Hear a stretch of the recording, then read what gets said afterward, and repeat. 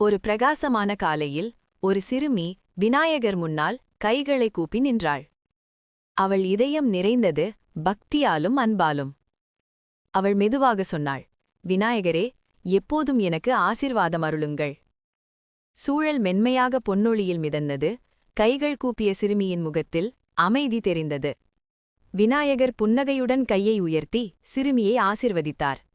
சிறுமி கண்ணில் மகிழ்ச்சி மின்னும் மொழியுடன் அமைதியடைந்தாள். அந்த நேரம் பூக்கள் மலர்ந்து மலர்கள் வானில் பறந்தன. சிறுமி உணர்ந்தாள், விநாயகர் என் அருகில் இருக்கிறார், நான் ஒருபோதும் தனியாக இல்லை. சிறுமி ஒரு சிறிய தட்டில் கொழுக்கட்டை வைத்து விநாயகருக்கு கொடுத்தாள்.